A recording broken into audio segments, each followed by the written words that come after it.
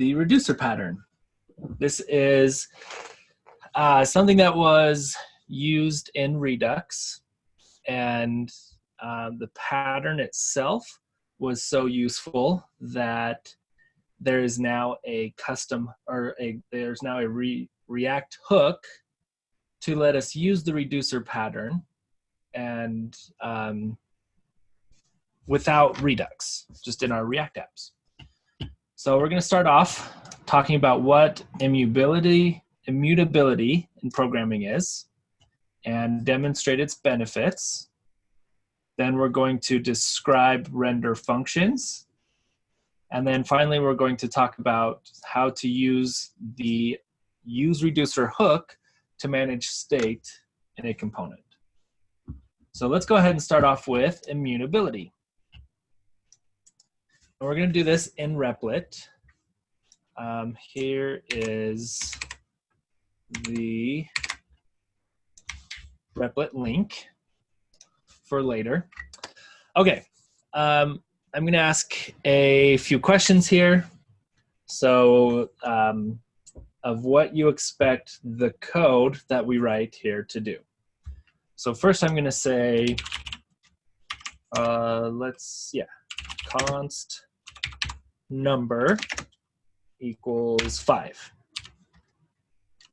And then I want to set a new number. So let's say number 2 equals num. Then I'm going to console log num and num2. Now this is the easy one, so I'm not going to ask you. They both should console log 5. All right, now watch this. What if I change num2 to let, and I say num2 is now going to equal 10. Now what am I going to console log? What's going to console log up here when I do this?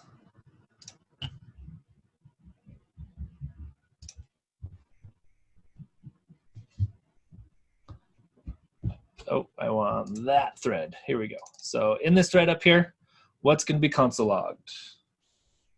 We got 10 and 10, a few people saying 5 and 10, some 10 and 10.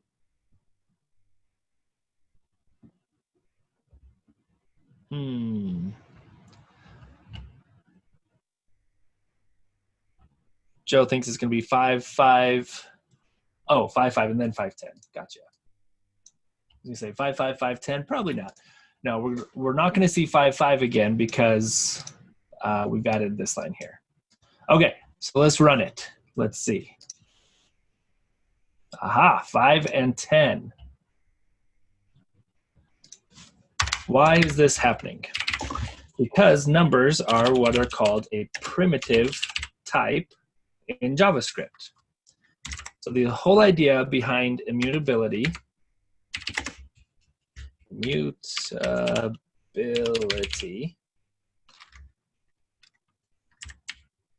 all about JavaScript types. And there's two categories of JavaScript types. The first one is called primitive types. Primitive types include numbers, Booleans, what else is there? Strings, probably like the null and all those ones as well. So those are primitive types. They're all going to behave like this. If you say, I'm going to capture the value of a primitive type with this variable, and then I'm going to change this variable, it's going to leave our original variable alone. It's not going to change it. Okay, so the other type that we have in JavaScript are called reference types. And these are things like objects, arrays, functions, maybe symbols. Symbols a new one that I haven't really looked into. Someone can tell me if that's true or not. So let's take a look at reference types, and let's see what happens with reference type. I'm going to say const my object equals name Dustin. Then I'm going to capture that object in a new variable. So I'm going to say new object equals my object. We'll do the same thing here. We'll console log both my object and new object. And then, of course, we know what to expect for this. We're going to see two objects with name Dustin when we console log this. But let's change new object dot name to be Dusty. When I console log this, what are we going to see? Symbol is primitive. Thank you, Dave. Okay, what are we going to see for this next one? Here's our new thread.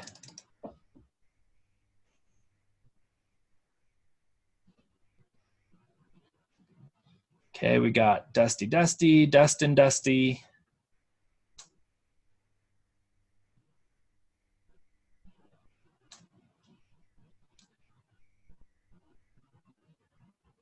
Everybody's going back and forth. We don't know what to expect. Okay, let's try it out. Here we go. Drum roll. Brrr, boom. Whoa, weird. They both say Dusty. Why is that? We didn't change my object. We just changed new object. Well, John shared the answer with us. Where are you, John? They both reference the same object. Let me demonstrate how this works. So I'm going to use my annotation tool, but I'm going to use squares.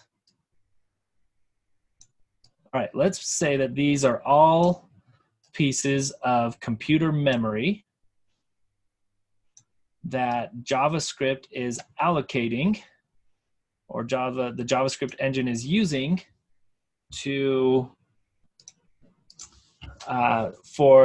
save these variables.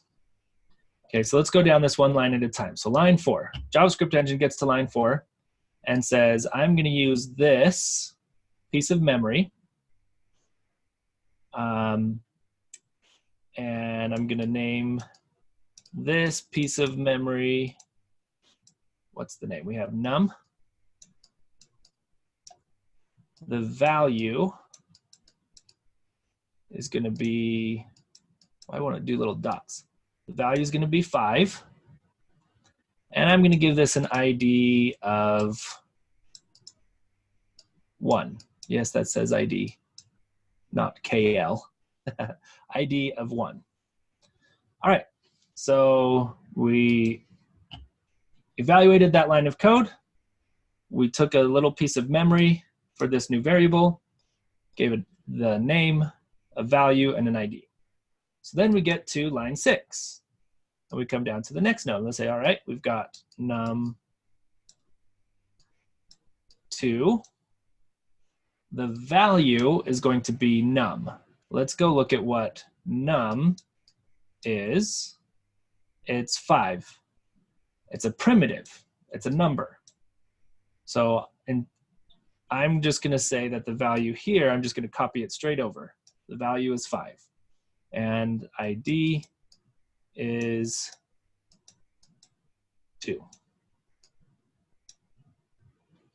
Perfect. Then we get to line 8. All right, num2, go look up num2. Here it is in memory. I found num2. And I'm saying that I want num2 to equal a new value. So scratch this 5. I want this now to be 10. Please remove your text, whoever's doing that up here.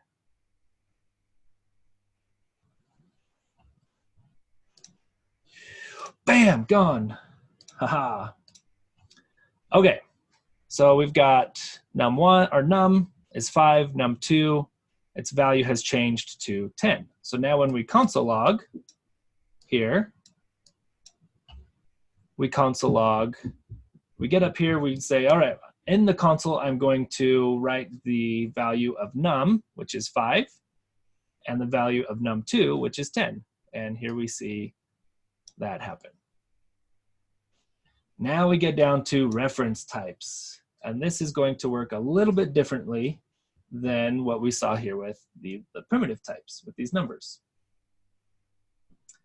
So we come down to line 15, and we say, all right, I'm going to create a new,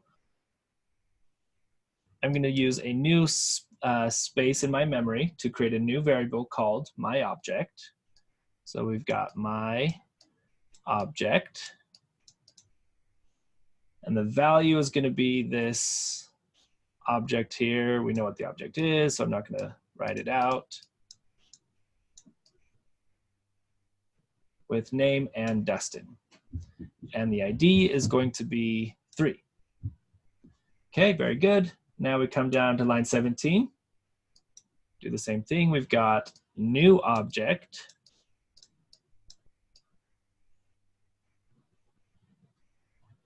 But what is the value of new object? When we were doing this on line 6, the JavaScript engine looked at num and said that's a primitive type, that's a number, so I'm just going to give this piece of memory its own value of 5. But it doesn't do that with reference types. What it does is it says, all right, I need to go find my object. Here's my object in memory. Oh, it's an object, it's a reference type. Instead of giving this piece of memory its own value, I'm just going to reference this object. So now we have a reference to ID 3.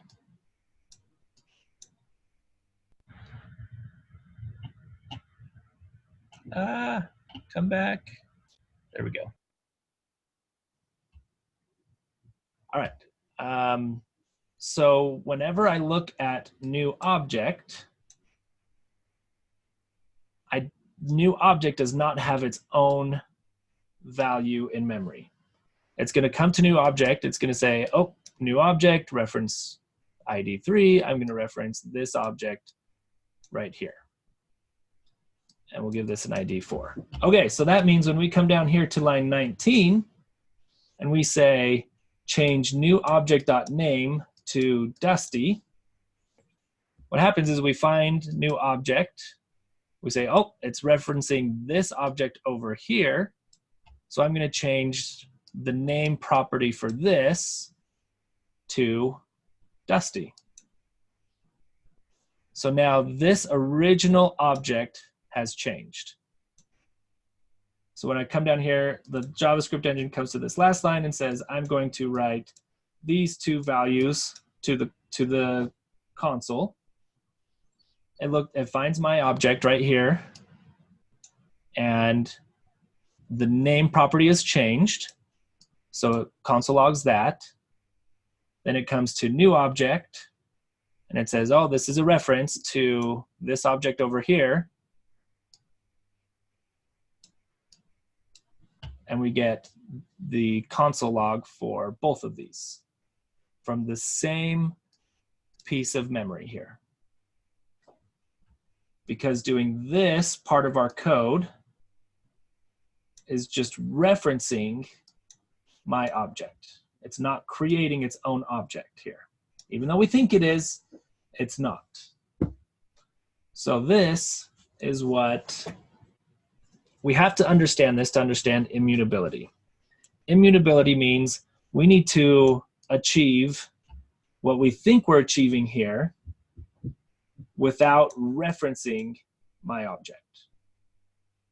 Okay, we want new object to look like my object, but we don't want it to reference my object. We want to be able to change new object and leave our original object completely alone. So how do we do that? Well, let's go back to our code. And let's say const immutable object. That's a bad name because that's not going to be immutable. Third object. So there's two ways to do this. I'll show you the old way, then I'll show you the new way. So the old way is to use an object property called assign. And the way this works is we tell this function, this assign method, that we're going to create a brand new array. And we want to copy everything from my object into this brand new array.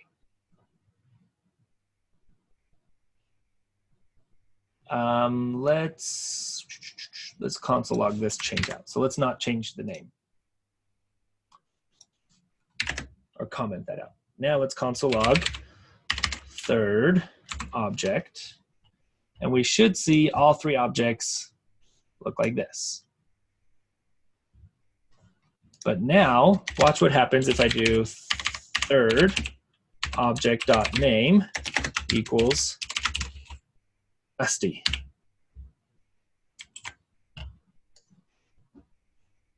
Aha! Just third object changed. These two did not change. Why did this work as we thought this was going to work? Why does this one work where this one did not?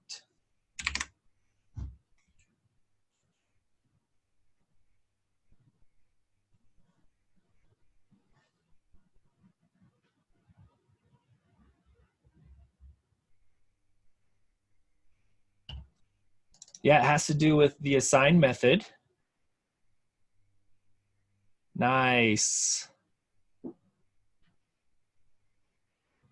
Okay, we made a copy of the original object. We didn't reference it. So as William says here, it's a new object is created, or a copy is created. A brand new object is created, not a reference to our old object. So when we got down to, if we bring our drawing back up, when we created third object, we said we're going to create a brand new object. Okay, there's my brand new object. And we want it to look like my object. So we go to my object and we say, all right, everything that's inside here, go inside here. So we literally created a brand new object in memory, where when we created a new object, we just created a reference to a separate object. Perfect. Yeah, that's exactly right.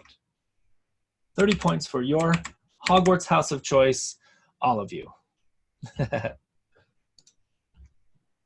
Yeah, object assign allocates a new space in memory and copies the original object.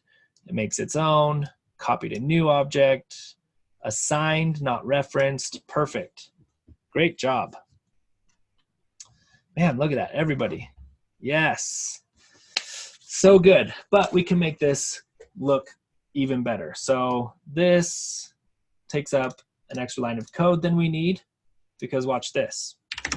We can say that we can add a third argument to object.assign. The first is our target. So we say we want a brand new object. We want the second is what we copy into that brand new object. And the third is any reassignments or added properties that we want to include. So we can say name is going to be Dusty. Let's slide this over a bit. And then we don't even need that line of code. So when we run that, we get the desired effect. Let's add, just to make sure that this is working, okay, you can see this working. Let's add age 32. So we have our two original ones. Name is Dustin, age 32. Our third one changes the name to Dusty from this third argument, and keeps our age inside that object as well. If we wanted to, we could add a new property here. So let's say favorite movie. Since I've got my posters up finally, I'm gonna say Star Wars. So we change name, we keep the age, and we even add a new property. So a lot of cool stuff you can do with object.assign. Now a lot of times you'll see it formatted more like this, just a little bit easier to read. Okay, that's the old way. Old way. Does anyone have a guess as to what the new way is? What's the new way?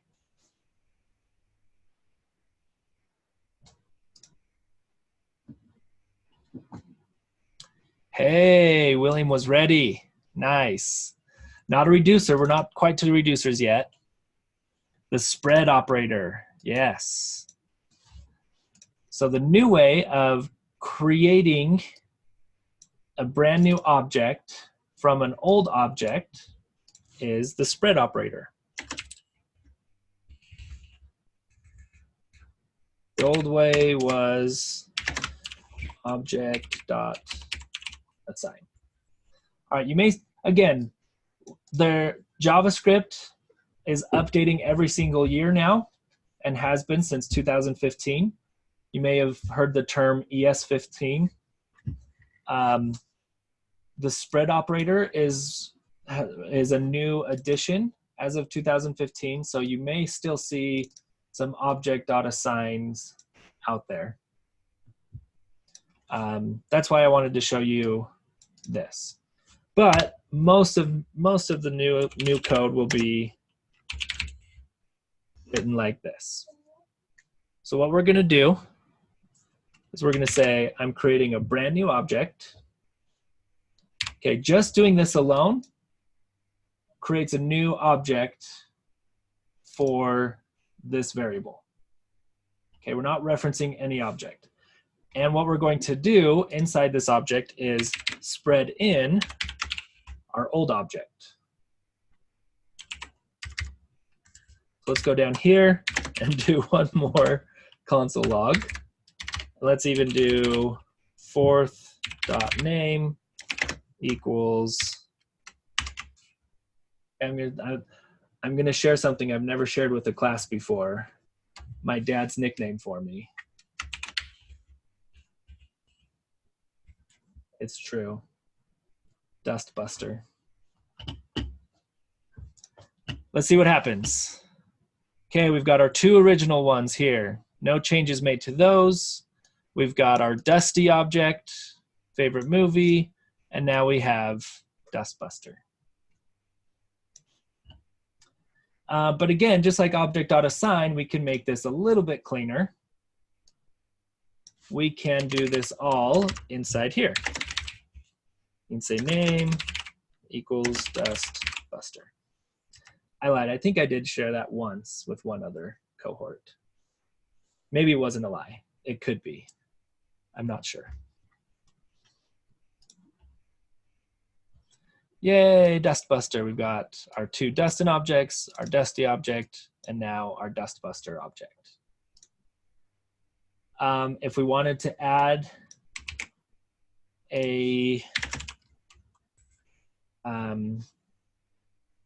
another property here, then we could say,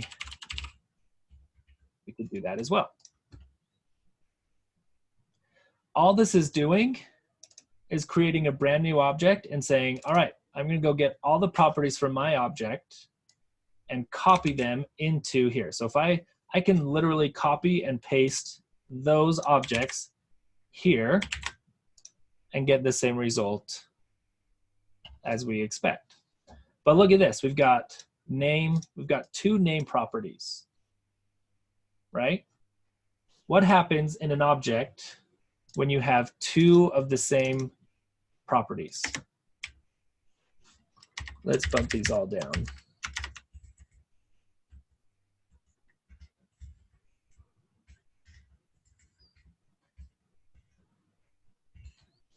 What's going to happen if I create this object with two name properties?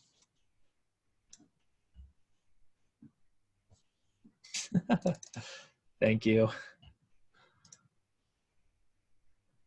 Ah, yes. It uses the last value. The last declared value wins and assigns the value for that property. Yeah, the first one gets overridden. Perfect. So you can see here in this last object in fourth, we have only one name property and the last one. So that being said, let's go back to our spread.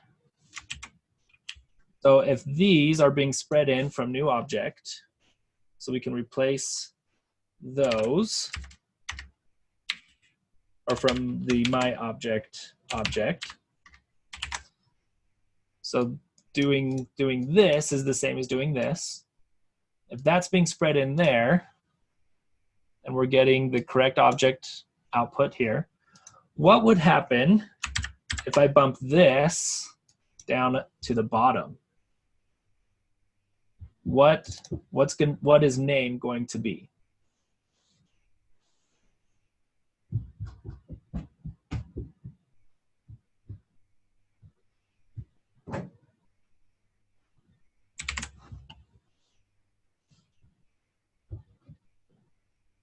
Yes, exactly.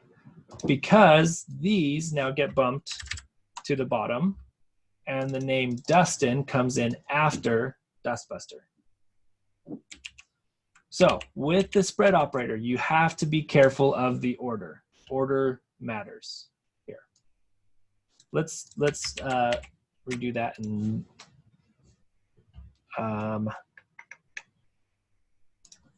need a comma there. Run our code, and it keeps the name Dustin, just as you all predicted. Okay, there we go. All right, let's look at any questions that have come through, and then we'll take a quick break.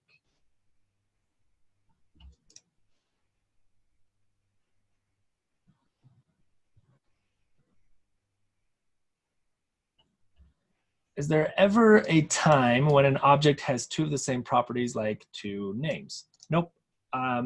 You will never see an object with two of the same properties. As we demonstrated, this was probably asked, maybe this was asked afterwards, but as we demonstrated here,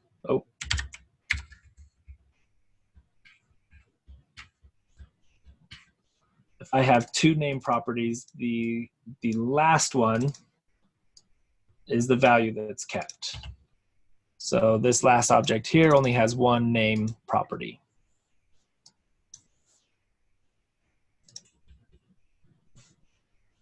Great question. Okay, let's go ahead and take a break, and we'll come back and we'll do a quick demo of all this with arrays, because arrays also follow the same principles here.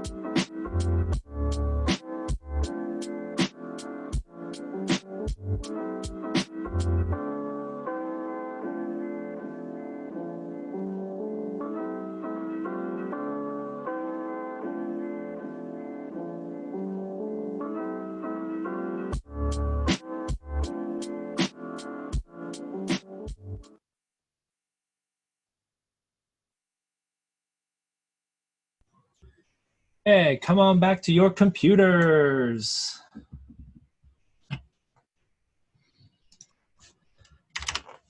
We're briefly going to demonstrate this with arrays. Let me just console log everything because we're getting pretty full up here in our comment out. I keep saying console log. Comment out everything. Okay, so let's take an array of numbers. This really could be any values. Again, if we say new array equals array, and then new array dot push the number 6, that's going to push the number 6 on both the array and the new array. So both have the number 6 because, again, we are referencing this value instead of creating a new array. So when you look at this code without understanding how reference types work, this is unexpected behavior. This is what's called a side effect. You are affecting, with this line of code, you're affecting something other than what you expect to be affected. So we don't like side effects, so we're not going to do that. Instead, we're going to say const new array equals, well, the old way is array dot concat, and then new array dot push, and the number 6. Now we have our old array without 6 and our new array with 6. So this is old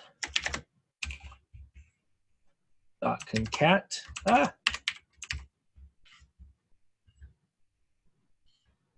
The new way is the spread operator again.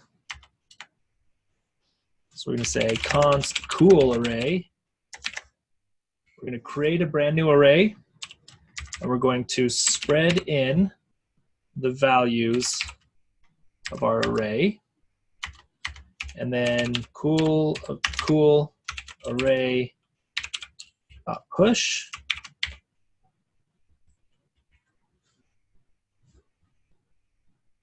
Oh, we need to log. Just waiting. There we go. Cool array.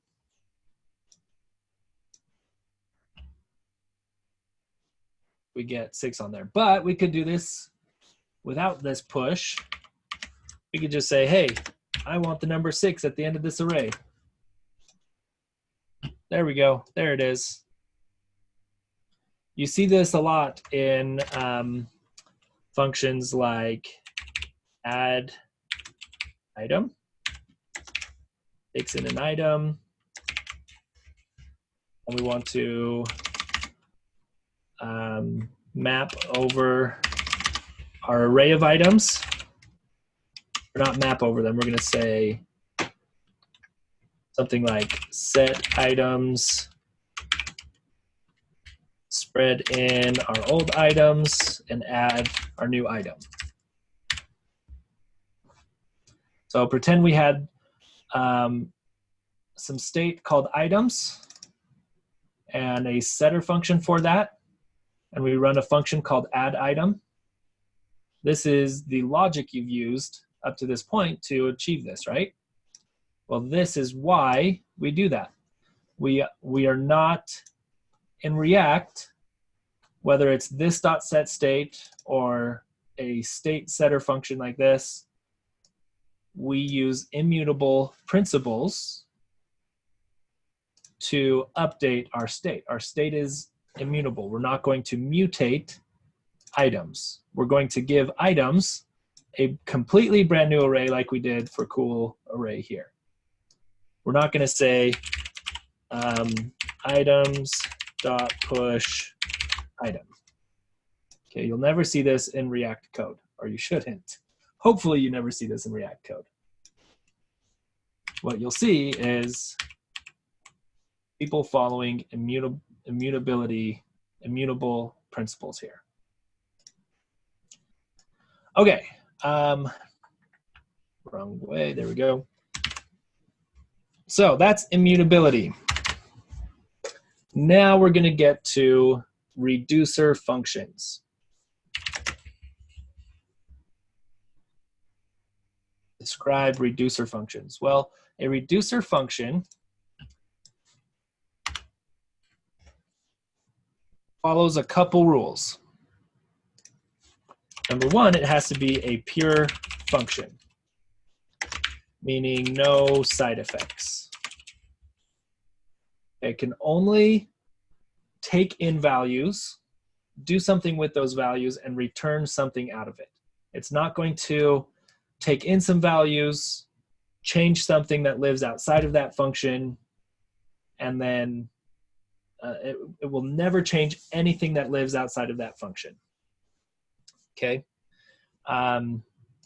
So they have to be pure functions, and they take in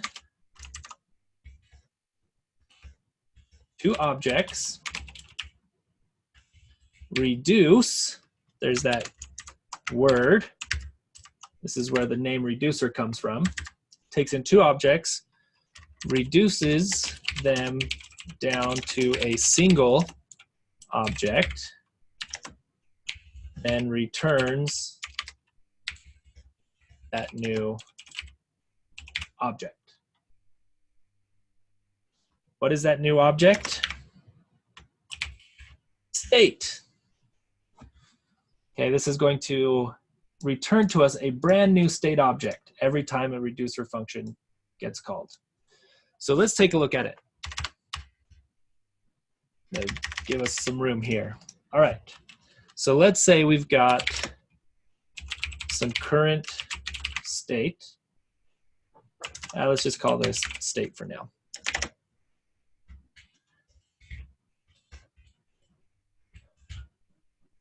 And we've got a Chevy car and be a Corvette. And it's going to be the brand new 2020 Corvette, which if you have not seen yet, it's beautiful. This is a beautiful vehicle. So let's say we had this state object in a component. And it would be something, it would look something like this. Const car set car equals use state, and then pass in our object, right? So let's pretend that's our state, but we're not in React, so we're just gonna say let state equal this object. Okay, if we want to change this object programmatically, if we want to do this through pure functions, then we're going to write a reducer function to help manage this state. The third point here is that these helps us manage state in a predictable manner. All right, so let's set up a reducer function. The reducer function takes in two objects, and those two objects are our current state and some action object.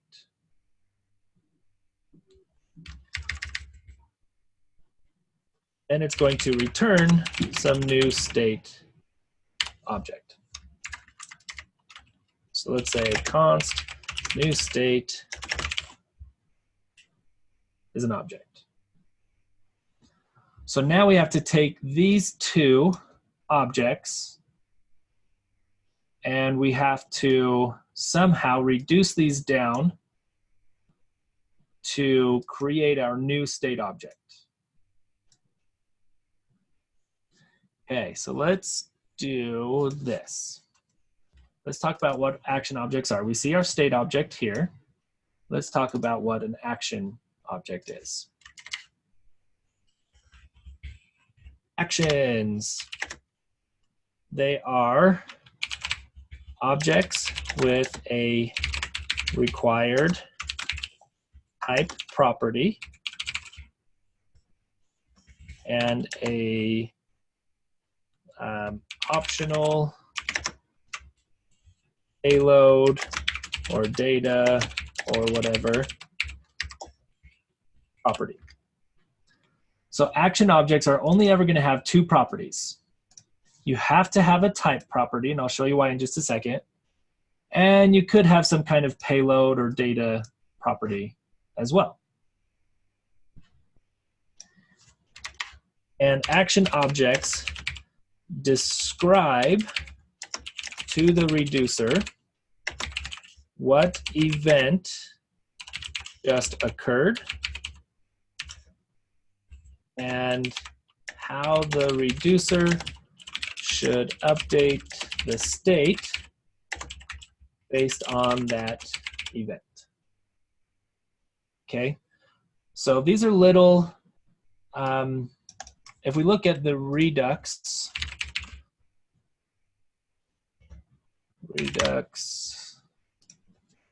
docs, and we go to actions,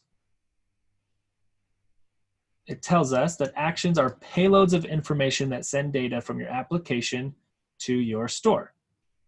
So the store is specific to Redux. So for our use case today, we're going to say sends that data from our application to our reducer. They are the only source of information for our reducer. And we are going to send them to the reducer using a dispatch function, which we'll see in just a minute here. So they're little packets of information that get sent to our reducer. So let's take a look at this. If we've got, let's say we're ordering a car, and we're trying to build our Corvette, and we say, actually, we want a 2021. Let's say this is 1 year later, we want a 2021. So we click on year 2021 in our app. That's an event that's occurring in our application. So we're going to build an action based on that event that just occurred. So we're going to say the type is change year. And yes, all caps and underscores here is the convention for our types. So the type is change year, and we want the year to be 2021.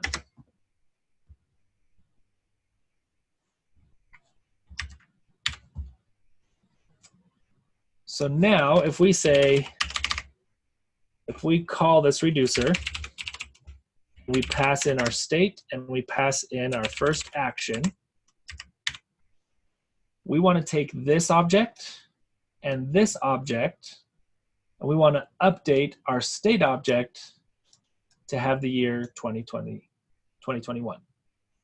So how do we do that inside here? Well, we're going to look at, remember how the type is required for all of our actions? We're going to look at the type, and we're going to say if the action.type equals change year, then I'm going to take my new state object, new state is going to equal my old state, spread in my old state. I'm going to update the year. how do I update the year? Where inside this function do I have access to the new year that I want to update this to?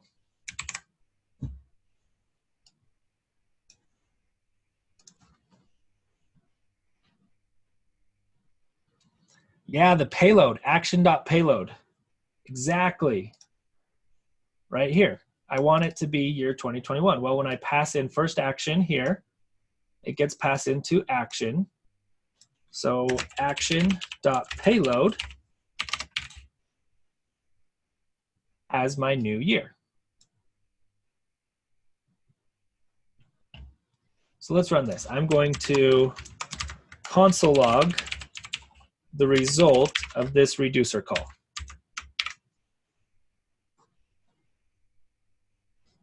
Let's see. That needs to be left. Aha! Our new state looks exactly how we want it to look. Well, what if we do this the next year? What if we want this to change to 2022? And let's change this to another action.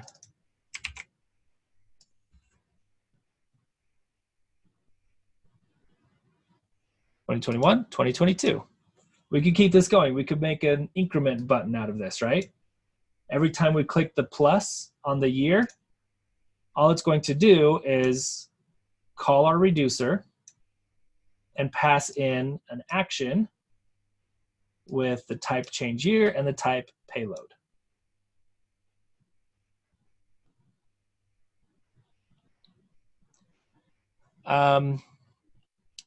What if we want to change the model?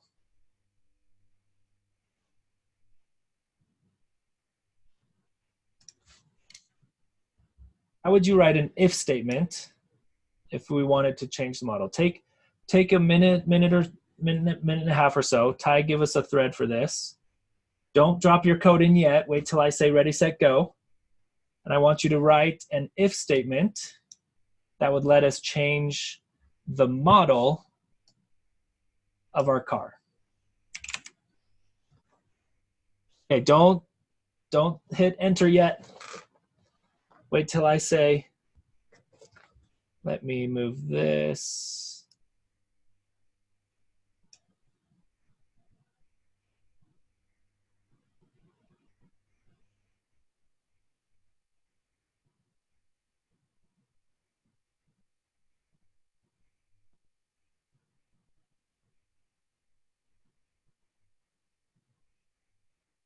Not yet. I know what you did there. It's okay.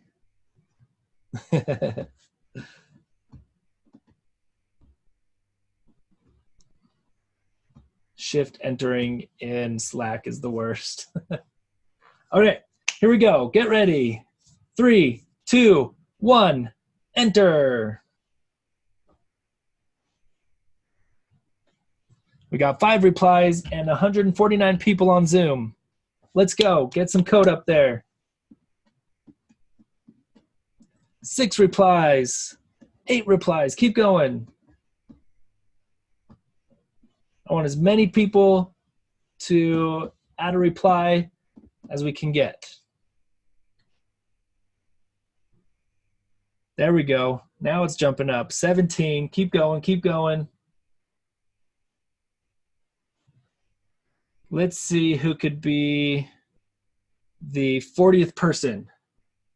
Who's going to be number 4? Actually, let's not do that because then everybody will hold off.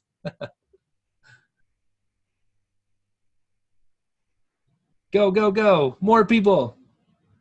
More replies.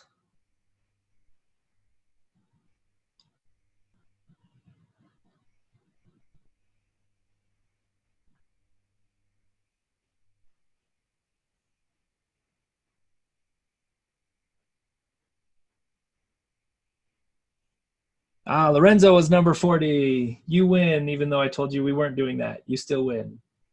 40 points for Lorenzo. Awesome. Okay, keep going if you want. Let's take a look at these. These are awesome. most of the ones I saw looked exactly right. So we want a type of change model with a new model in the action. So action.payload is going to give us our new model. So we're going to say if our action.type equals change model, we want our new state to look like this. A new object spread in our old state, override the model property with action.payload. Perfect. Great job, Sam. All right, so we're going to say else if, just as Samuel was saying here, if our type equals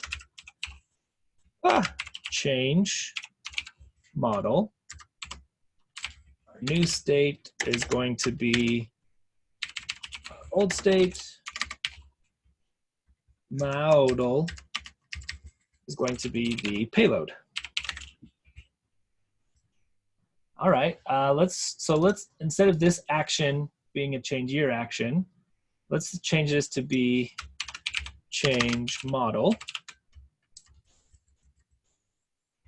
And we're going to make this Camaro. Camaro. Why does that look wrong to me? It's not two R's. Is that right? Someone tell me if I spelled Camaro right. Okay, so let's run this. The first action is going to go through right here. It's going to change the year.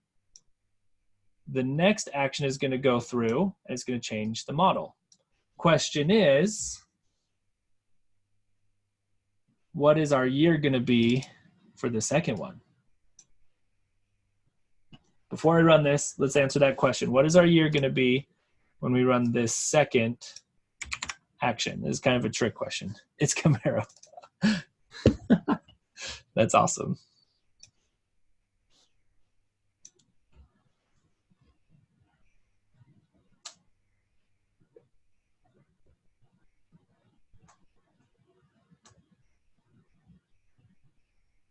(2021), the first one, 2021, 2020. Okay, let's think through this. We're passing in the state object for this first one, and we're just returning a brand new object.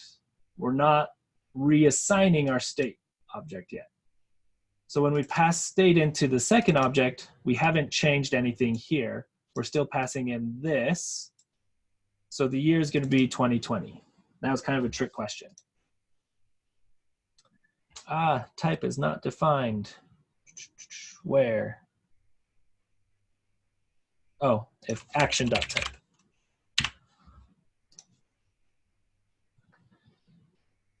Okay, awesome. We changed the model, but oh no, we haven't persisted our state.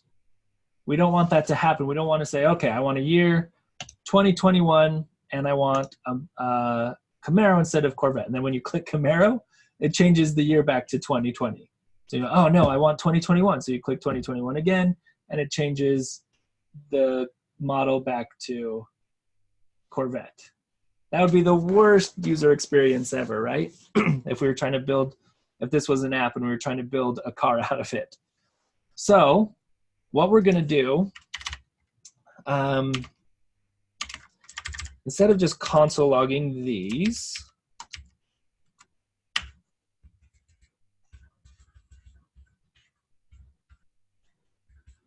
we're gonna say whenever I call my reducer, I wanna update my state. And then after this, let's console log state.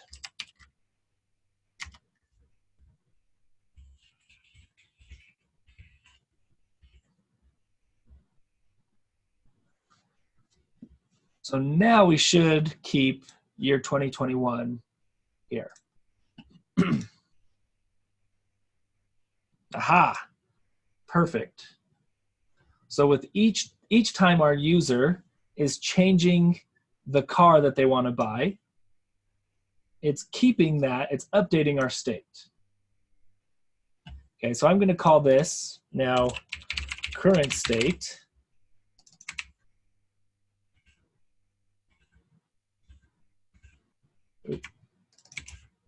because that better describes what is happening. State is not defined, current state. There we go. So that defines better what's happening. Now, last question before we look at Slido and before we take a break. Is this following immutable principles?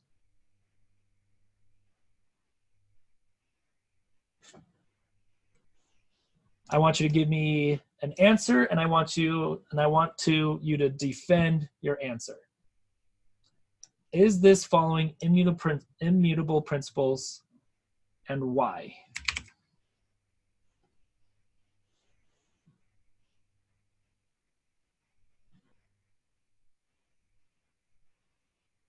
Tyler's getting a thread ready for us. I keep calling you Tyler. Is your name Tyler, or do you just go by Ty? We're good? Okay. All right, here's our thread.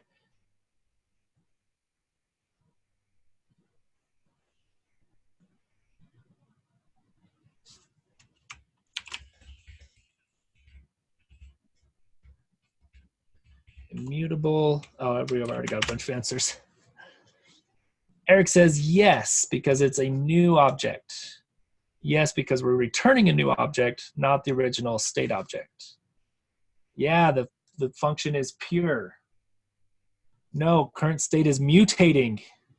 No, because we're using a function to set the new state. Yes, because it doesn't change the original object, it makes a new one. Yes, default object returns a new one with new values. Yes, because you're not changing the original. No, because the data is mutable. Technically that's true, but we still are following, the answer is yes, we're still following immutable principles, even though we could potentially mutate these. So what's happening here is current state is changing. Immutable in JavaScript does not mean that this is never going to change, that this variable is not going to change. What it means is we're not doing something like this. If we pass in action, we're not saying state dot year equals action dot payload. This would be mutating this object here. Instead, what we're doing is we are creating a brand new object, spreading in our old object, and then returning that object and overriding the old object with a brand new object. So what happens when we call a reducer, we're creating a brand new object and overriding, replacing the old object with a brand new object. Ooh, lots of answers here. Okay, let's take a look at Slido, then we'll come back and we'll make this even better. And then we'll finish up today doing this in React. In your example, the car reducer, you used one action at a time. What if you need to do multiple actions at the same time? For example, if you have a to-do list and want to add a new object with an item ID completed. Ooh, good question. So what if we else if action.type equals add new car.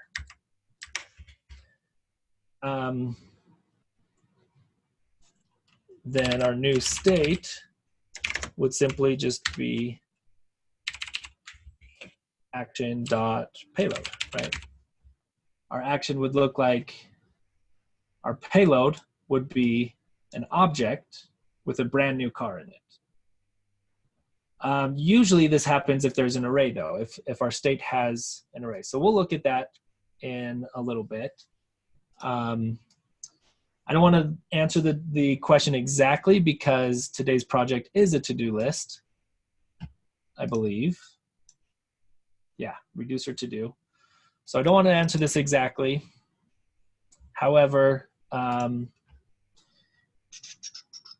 think it'll be kind of like this. Your state, well, yeah, we'll get to that after our break.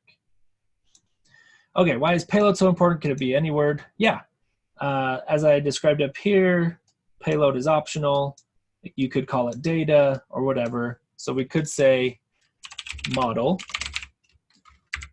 We could say year, or both of these could be data, or they both could be payload. Payload is kind of a common one that you'll see a lot. I use payload every time. I like it because when I'm in my reducer, I don't have to think about, all right, what did I call that property for this specific action? So I just keep it one name, and payload describes exactly what it is. It's the payload of data that my reducer is receiving. Okay, why can't we just do return yes? Oh, you could do this. You could spread in an object. If you want to write it that way, that is totally fine. But you bring up a good point. We don't need this.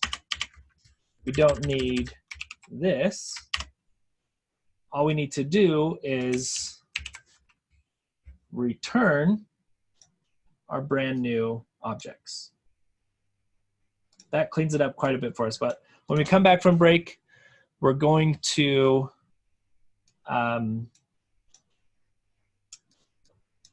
clean this up even more with switch statements. Woo. All right. So let's take a break, and I'll see you back in 5.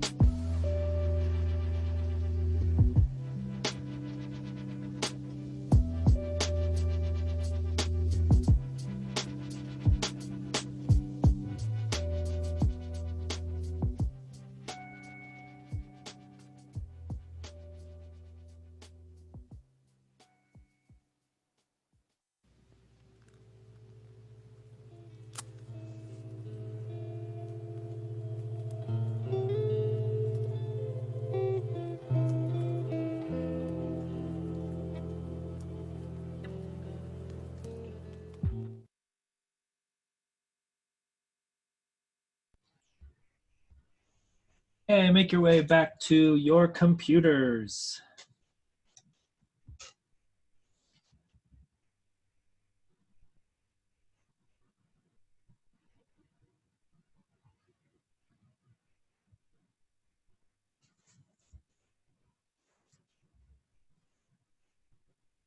All right, so we've got this if statement, but if you notice, there's a lot of things repeated here. And when I see repeated patterns like this, then I think to myself, there's got to be a different way, maybe a little bit cleaner way to write this in JavaScript. I'll keep the if statement there for you so you can reference that these are going to be pretty much the same thing. So a cleaner way to write a long chained if, else if, else if, else if, else statement is a switch statement. So how a switch statement works is like this. We say we're going to switch based on some value. Okay, so we're going to be looking at action.type. That's what's inside all of these else if and if block and if checks. And we're going to look at a whole bunch of cases. So this first case was change year. So what this says is if action.type equals change year, colon, do this code down here. So what's the code we want to do? We want to return that. So it's all the same thing, just a little bit easier to read. And every single example you ever see on the online will use switch statements. And then also, just to make it a little bit cleaner, I usually drop each of these down a line like that. Okay, so my next case is going to be change model. If I get change model, I'm going to return, sorry, going a little fast, return a new object. I'm going to spread in my old state. And I'm going to replace my model with my current model, or with my action.payload, my current model with my payload. Now, for every single switch statement, you should always have a default. In other words, what happens if the action.type does not match any of my cases? What if this doesn't match any case that I have here? Then I have to fall through to the bottom. In the case of a reducer, I'm always going to return state untouched. So you always want to have this default here, and you want to return your state untouched. So every time I start writing a reducer, let's see, that, oh, the ending brackets down there. Anytime I start writing a reducer, my boilerplate code for it is const reducer equals state action. I do a switch statement. We're always going to be checking the action type in reducers. And I always start with default return state. Always start here, and then when I run into some event that I want to change state, then I go build a case for that event.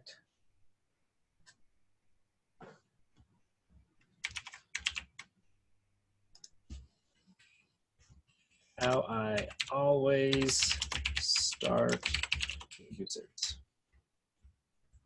And then let's comment this out because we already have const reducer, and we would get yelled at.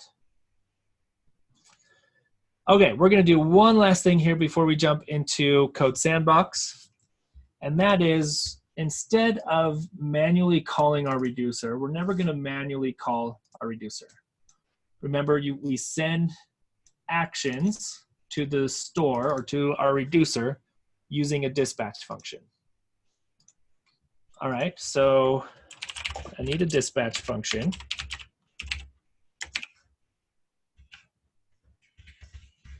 And my dispatch function is going to do this for me. It's going to call the reducer for me. By the way, this is in React. You don't write this yourself. All right, so if I wanted to make a function to do this whole thing for me, then I would say, let's just take this whole thing. Let's go copy, paste.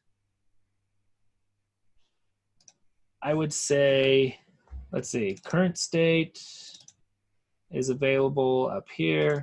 Good. And I would need to pass in an action. Okay. So I've got access to current state. I just need an action passed into this dispatch function. All right, so let's move this up above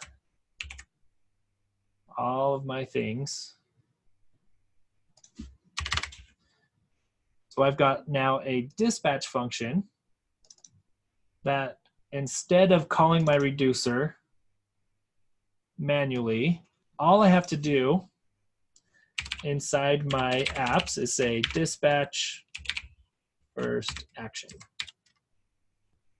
And instead of calling this here, we're going to call dispatch, and we're going to dispatch actions now instead of calling our reducer another action. Let's see if this works. Hey, there we go. We changed the year, and then we changed the model. Okay, don't let the dispatch, the definition up here confuse you.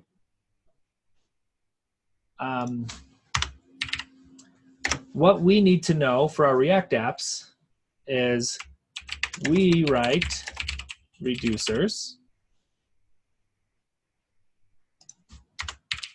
and we dispatch actions when some event occurs. A lot of times you could have these actions defined and you just dispatch that variable. Or a lot of times you'll also see, let's just take away another action. A lot of times you'll see actions like this, dispatched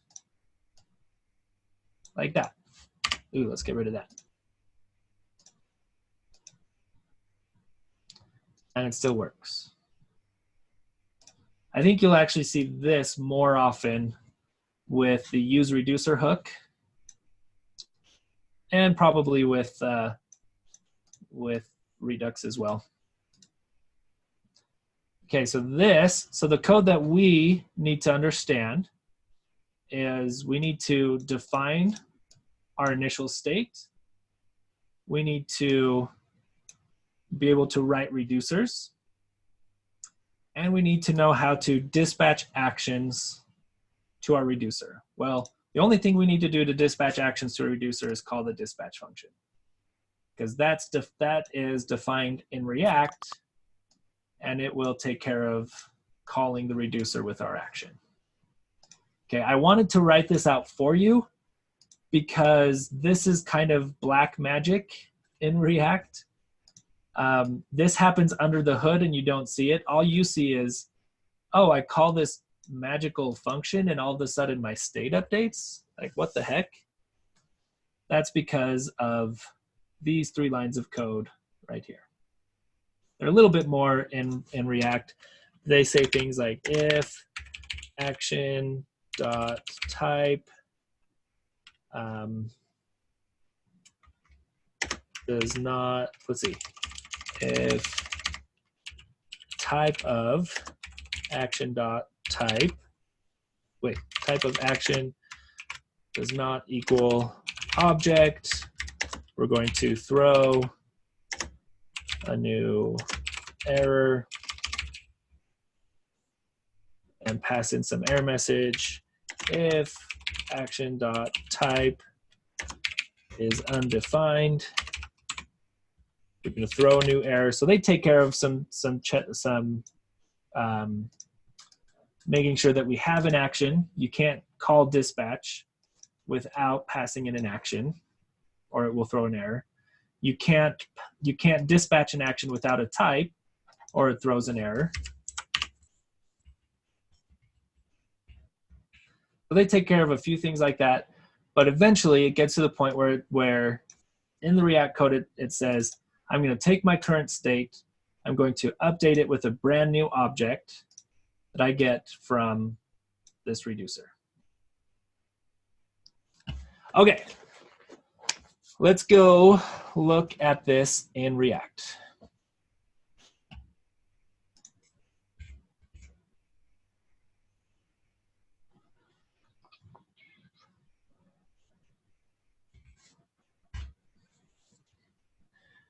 So here is our project for today, our guided project. And what we have here is a component called title with new title text, editing, and title. So what is this editing state? Well, when we click on our icon, our edit icon right here, then we are updating our editing state to be opposite editing. So let's see what happens. Aha, cool. We have title, which is being displayed here. Let's learn reducers. And we have this input that's being controlled by new title text. Instead of doing all of that in state, what I'm going to do is I'm going to use the reducer hook to manage all of these pieces of state. Now, when would we bring in the reducer hook over just use state? Well, usually there's a couple reasons for this. One is if you want to have some kind of global management system using the reducer pattern. Another would be for local component state when you have way too many state objects. I think 3 is a pretty good number. I think once you get to 4 or 5 state objects here, if you've called use state 4 or 5 times, go ahead and move to a reducer. Today we have 3, and but for the sake of the example, we're going to use the reducer to handle this. Okay, so we're going to bring in our useReducer function, and we're going to say const state and dispatch.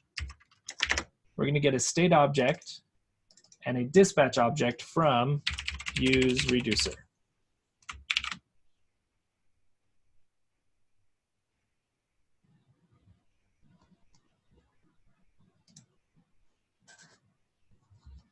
Okay, we're going to take all of these properties,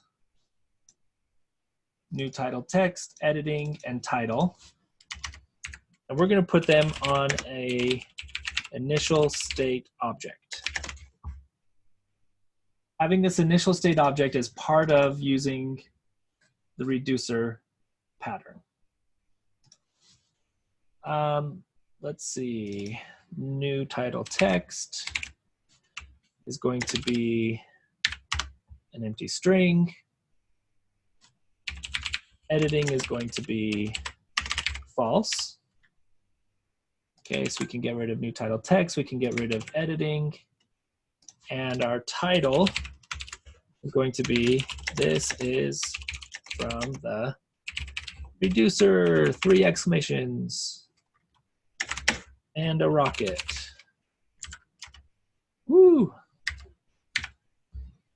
So we can get rid of title. Haha, good. Now we want to write that basic starter function. So this one right here.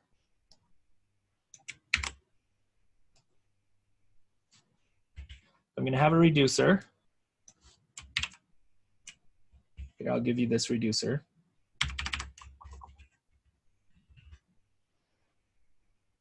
We're going to have a basic reducer, takes in some state, takes in an action, has our basic switch that just returns our state. Okay, we are now set up to use the reducer hook. So the reducer hook takes in a reducer and takes in some initial state.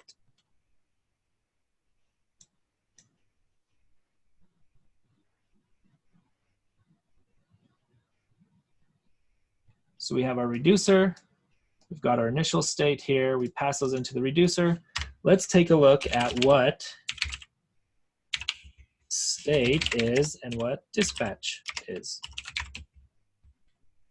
What are these two values we're getting from the useReducer? Well, take a look.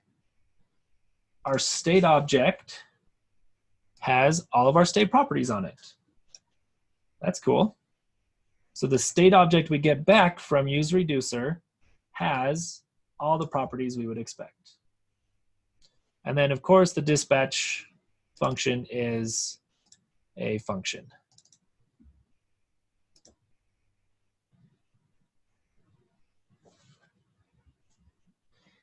Okay, cool. Now we just need to clean this up and get rid of these errors. So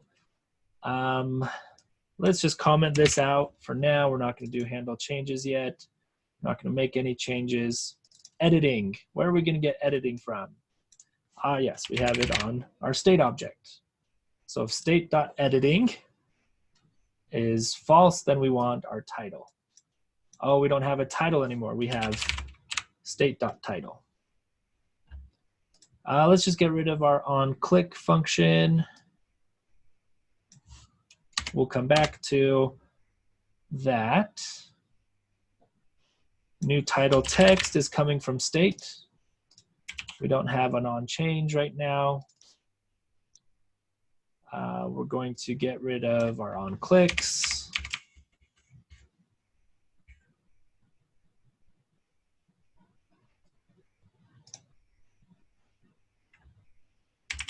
I had to fork my sandbox, so here is the new sandbox link. Sorry about that.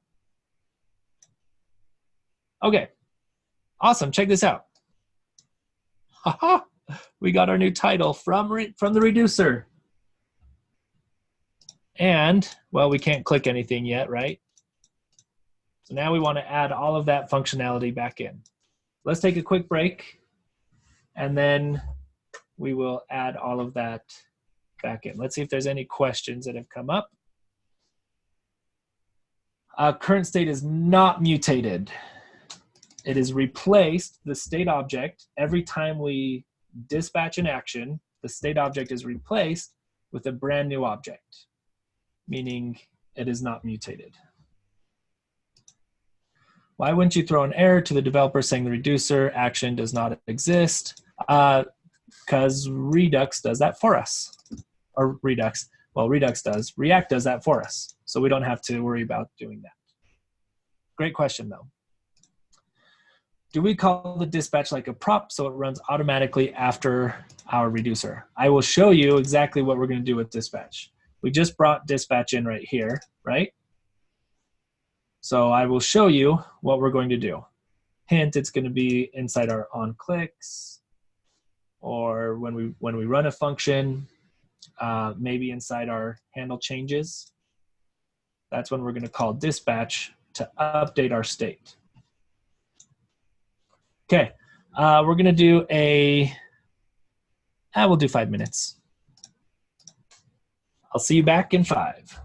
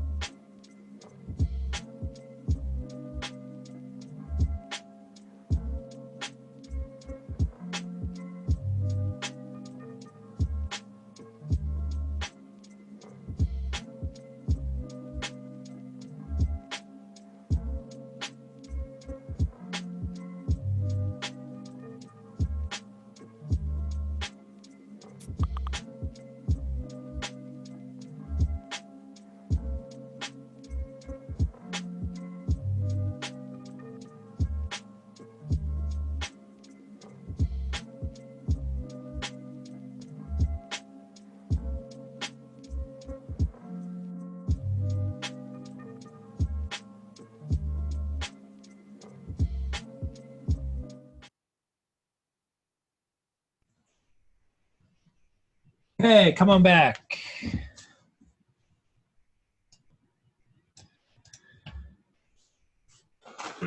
All right.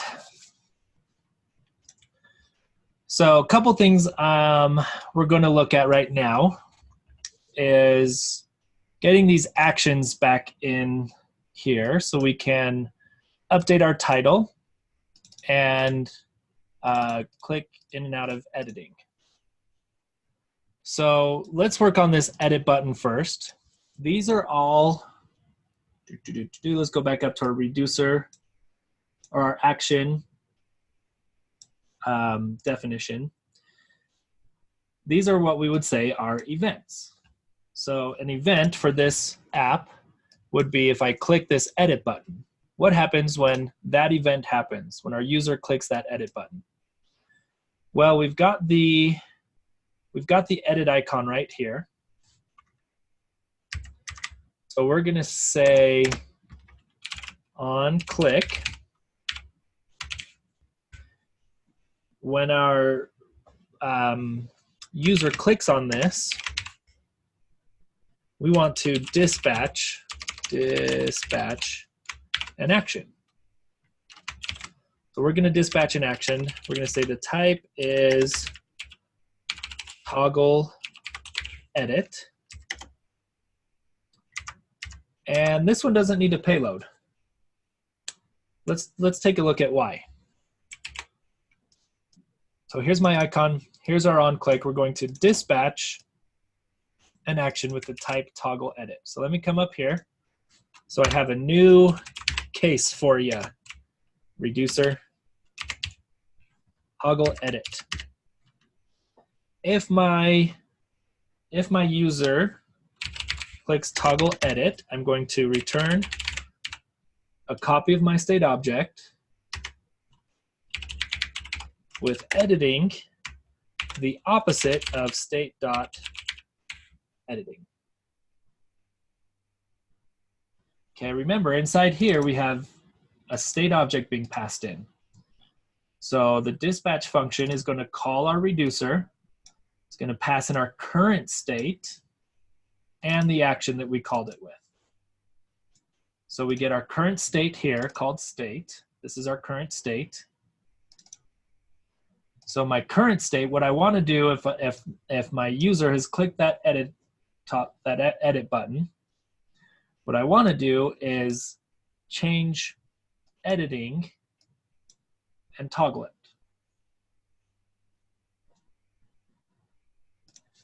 So let's see what happens.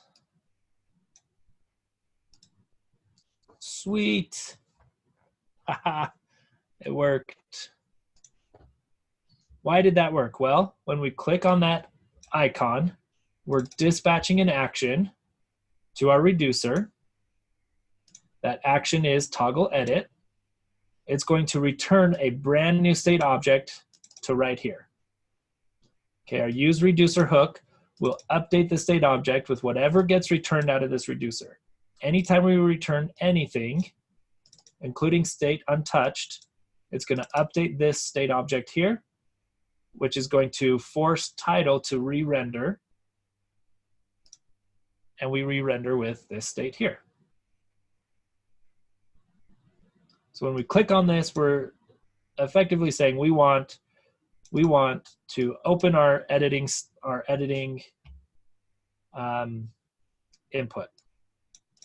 Okay, so how do we type into our input? Well, we need an on change. Let's go ahead and call this handle changes.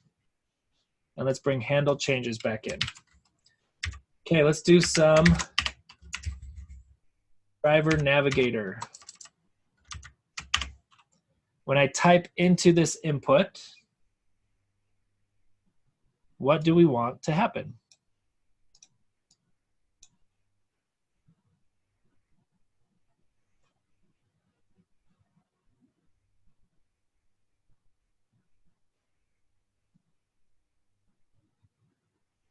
What's the first thing we're going to do here?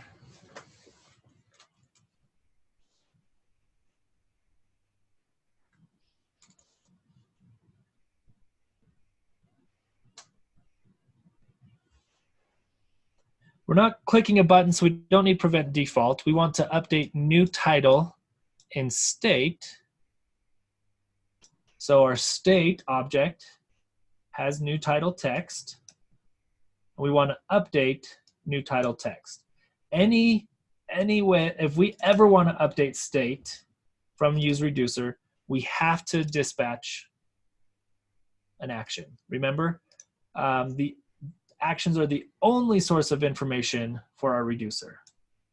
Okay, so if we want to update state that's coming from a reducer, we have to dispatch an action. So inside handle changes, we're going to say dispatch.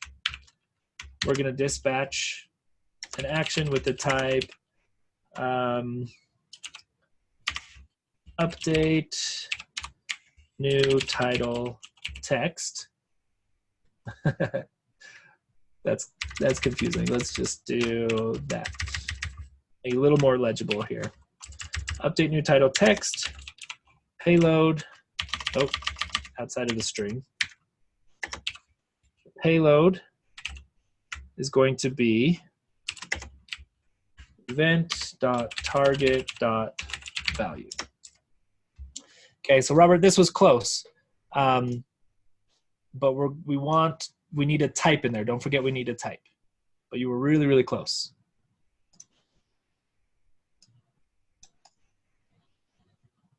Okay, what's going to happen when we dispatch this action? Well, let's go write a new case.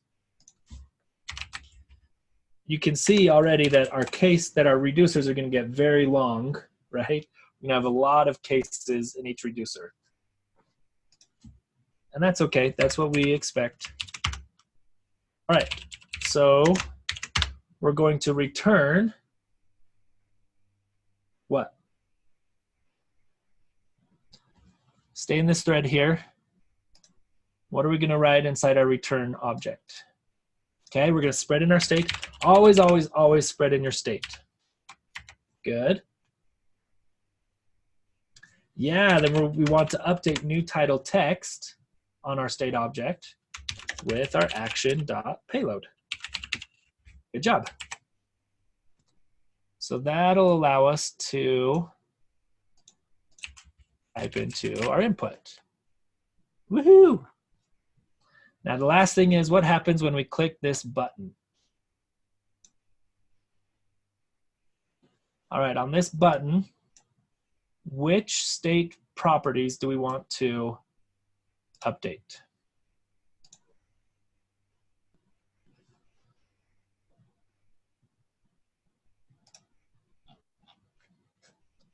Title, good.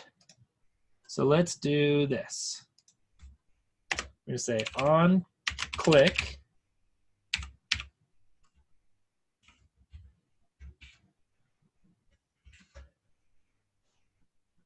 what am I dispatching? Give me an action that I want to dispatch. What's my action going to look like? Ooh, Michael, nice. Eric got it as well. And Robert, we want to stop editing. Yes, we'll get to that in just a second. Okay, what's my action going to look like? Give me an action.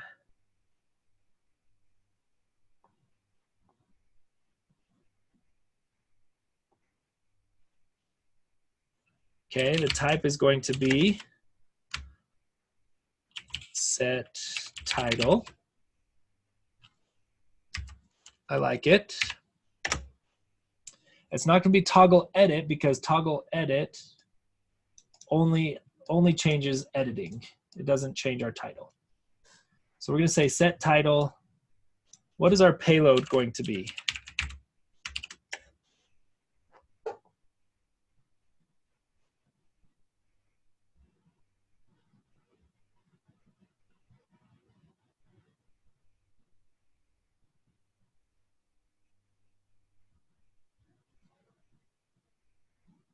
Yes, Travis, 30 points for your Hogwarts house of choice. It's going to be new title text. Ooh, good point. Technically, we could get it from state that gets passed in here, right? State.new title text. So either way, I'm going to do it this way, and I'll show you why in just a second. State.new title text. Okay, so there's our dispatch. We've got a new action. So we're going to write a new case. Oops, nope. There we go. And this is going to return state. Our title is going to be set to our action payload. And as a few of you mentioned, we want to reset editing to false.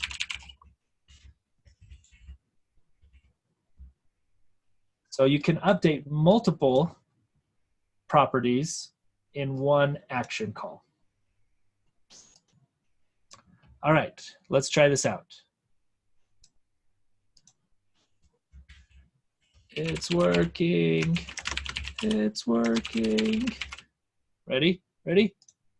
Yeah, we did it. Woo, round of applause. Yay. I got 2 applauses and pretty much everybody else like, what is going on?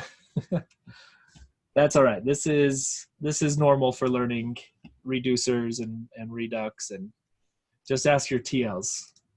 This is it's getting real, that's for sure. Okay. So the reason I wanted to do this, we're going to clean this up in 2 ways, and then we'll be done for the day. It's not very, you're not going to put, we're not going to put or manage form state really inside a reducer. So we started out that way. I'm coming back now and rethinking my architecture, and I think, I really don't want new title text in my reducer because Dustin told me to. So I'm going to take that out. I'm only going to manage editing and title in my reducer. Now, up to this point, we could have erased useState, but I'm going to bring useState back in, and I'm going to have const new title text. I'm just going to reset this back, set new title text, useState, because it's kind of bad form to manage inputs with reducers. So I changed this to new title text, good. Now inside my handle changes, I'm not going to do any of that. I'm just going to call set new title text.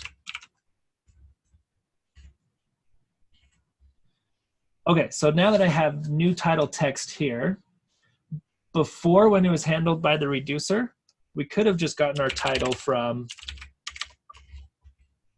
state. We didn't need to pass a payload down. But now we do need to pass a payload down because it's no longer on this state object. Okay, so we're going to grab it from here when we click this button. All right, this should still work. Yep. Oh, no, no form. Cool, so that still works. The next thing I'm going to do to clean this up is I don't like that I have to call state dot and then property all over the place. I know that state is an object with editing and title. So I'm just going to destructure editing and title out of there and no longer have state. There we go. So you can do that if you want. You can keep the state object there and call state.editing and state.title, or you can destructure that object like that. Kind of a shortcut that you'll see pretty often. Okay. Now, the last thing that I want to talk about is this situation here. So what if we have an array of things? So let's call this groceries. What if we have an array of things here and we want to call add new grocery item? Well, arrays and objects get a little more difficult to handle. Booleans, strings, here all we're doing is just replacing things, right? We've got a string on our payload, so we're going to replace our title with our new string. Well, an array, we don't want to replace this new array. We want to add an item to it. So we start the same. We spread in our old state. And we want to update groceries. So we need to do this no matter how deeply nested it is. If you're dealing with an array or an object, you need to use immutable principles. So this is an array. So I need to either build a brand new array or use an array property that returns a brand new array. Okay, for adding things, I can create a brand new array, spread in my old array of groceries, and just add in my new grocery. Sometimes each item inside this array is going to be an object of things. So maybe your payload is just the name of the grocery you're adding. So maybe you need to build a new object. Grocery. Name is going to be action.payload. ID date.now or some kind of ID service, and purchased false. And then you add your new grocery to the list of groceries. Hint, hint, this could be used for a to-do list as well. Okay, that's a pretty big hint. I'm not going to give you a hint on the other stuff, but this should help you see the kind of logic you can do inside a reducer to get the state looking exactly how you want it. If you wanted to toggle grocery items purchase values, you'd have to think about the logic you would do here. So look at your old to-do projects when you're building your to-do list. The logic that you used in your old to-do projects is just going to move up here to your reducer. Okay, so same logic as all of your old to-do projects that you've done up to this point. All right, you're just rebuilding this state object, and the logic here is going to be the same as what you've seen before. All right, very last thing, I promise. We're just going to clean this up a tiny bit. I'm going to say reducers and title reducer.js. Normally, we're going to have our initial state and our reducer in its own file. And we're going to export these things. And then import them. Initial state and reducer from // reducers / title reducer. Okay, that should get you. That should still let us edit things. Yay, we can still edit. So that should get you everything you need to know for your project today, which is going to be the reducer to do. You're going to start a brand new React app, and you're going to build a simple reducer with some initial state, and your to-do items will look like this. And then in your component, you're going to use the reducer hook to manage your to-do state. So for MVP, you need to be able to add to-dos, toggle the completed field, and clear out completed to-dos. And then lots of cool stretch problems that you can have fun with when you finish that. Okay, we're just a few minutes past lunchtime, so we've got a couple questions. Go ahead and jump out for lunch if you'd like to. If you'd like to stick around for these questions, then we'll finish these questions up. Have a great day, and I'll see you tomorrow.